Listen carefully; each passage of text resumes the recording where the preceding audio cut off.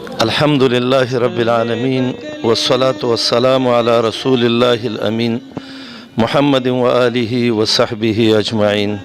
أما بعد، وأن المساجد لله، د ټولو مسلمانانو ورونو نه دا یو درخواست دی او یو د خیر خبره ده، او ان شاء الله سبحانه وتعالى الله به زموږ ستاسې د ټولو د خیر ذریعه وګرځوي. دلته پېښور یوسف آباد کې زموږ د مدرسه د جامعه محمدیه چې دې کې تقریبا د 12 کالو نه موږ د جمعې خطبه کوو. جمعې په ورځ منځګزار دومره زیاتي چې بار کوڅو کې ودرېږي او کله واپس شي کورونو ته. طلاب دي دلته هم د اوسېدو مسله ورته لږه مشکله وه. دا زموږ د مسجد برانډه ده، دې کې موږ وړه دوره کوو. دننه مسجد دی، جومات دی، هغې کې طالبان اوسېږي. بره چت کې نو موږ ته ډېر زیات انتهایي تکلیف و د دې. د رب العالمین هم سوال کوو چې الله موږ له داسې یو ځای راکړي چې دا جومات زموږ ژوند کې دې باندې توسعه پرې وشي.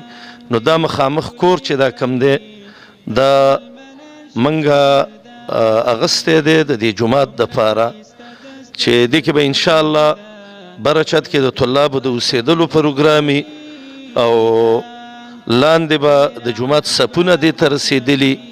دا به انشاءالله دا ځای دی او دا څلور نیمې مرلې خواوشا ځای دی، خو چونکې دا د دین کار دی او دا په یو کس نه کیږي نو دا به لږ په شریکه باندې کوو ټول ملګري. دا 50 لکه روپۍ باندې شوی دی او په دې 50 لکو کې تقریبا 14 لکه روپۍ دا موږ پیدا کړي دي او نورې دا قرض دي. نو ټولو ملګرو نه دا درخواست دی چې هغوی په دې کې موږ څه شرکت وکړي او په دې کې خپل اموال ولګوي. انشاءالله موږ او تاسې به مړه یو، خو د قیامت پورې به دا یو مرکز وي او دې کې به د الله د دین خدمت کیږي. او دا د جومات ځای دی، دې کې نه څوک ځان له خپل کور جوړوي او نه بل څه. نبی علیه الصلاة والسلام وایي چا چې د الله کور جوړ که، جومات یې جوړ که، نو رب العالمین به د دې نه له ښه کور په دې سره جوړ کړي. نو ورونو ټولو ته دا خواست دی چې دا دې کې موږ څه شرکت وکړئ، که د چا څه پیسې صدقې او نور څه اموالي، نو دا ځای دی چې دا بس خلاص شي او طالبان له موږ دې کې د آبادۍ پروګرام وکړو او لاندې دا صفونه دغه شي، خلک پکې منځونه کوي. ځان له ځای دا نه دی چې دا خواته نور ځایونه هم دي، خو انشاءالله دا به تدریجاً کیږي. شیخ صاحب محمد نبی حفظه الله تاسو ته یو څو خبرې کوي، دې باره کې لږه توجه وکړئ. الحمد لله رب العالمين والصلاة والسلام على أشرف الأنبياء وخاتم المرسلين وعلى آله وأصحابه أجمعين.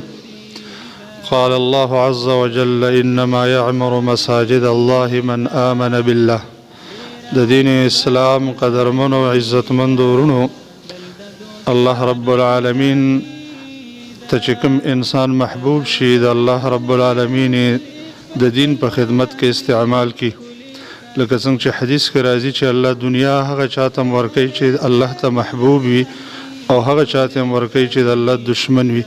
خو د دین د خدمت د سلسلې توفیق نه ورکوي مګر هغه چاته چې الله رب العالمین هغه الله ته محبوب وي. او د دین په خدمت کې یو بهترین خدمت هغه د مسجد آبادی ده چې الله رب العالمین هغه د ایمان علامه ګرځولې ده. انما يعمر مساجد الله من آمن بالله. او نبی کریم صلی الله علیه وسلم هم فرمایي چې تاسو څوک ولید چې هغې د مسجد اهتمام کو، د مسجد په آبادۍ کې کوشش کو، تاسو هغې له د ایمان ګواهي وکئ. مسجد آبادول ځان له جنت کې کور آبادول دي، لکه د الله نبی فرمایي صلی الله علیه وسلم من بنا لله مسجدا بنا الله له بیتا فی الجنه. چا چې مسجد آباد که الله رب العالمین باغله جنت کې کور ورکی.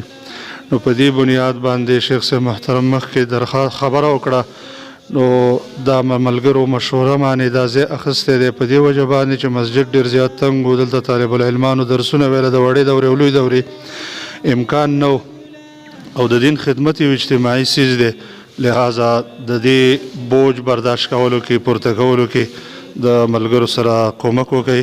الله رب العالمین دې ستاسو صدقات او ستاسو کومکونه په خپل دربار کې قبول کړي. وصلی الله تعالی علی نبینا محمد. د رابطې دپاره نمبر ان شاء الله telephone number they 0335 92 92 826 0335 92 92 826 او د WhatsApp number they 0334 923 2377 ان شاء الله دا به د مرګري وملي کې د سکرین باندې به وسه برابر کی. بس کله چې الله دې د خیر کار کې نصیب کړي او الله دې موږ د ټولو نصیب پکې وکړي او دا د دین کار دې په شریکه به کوي ان شاء الله. جزاکم الله خیرا.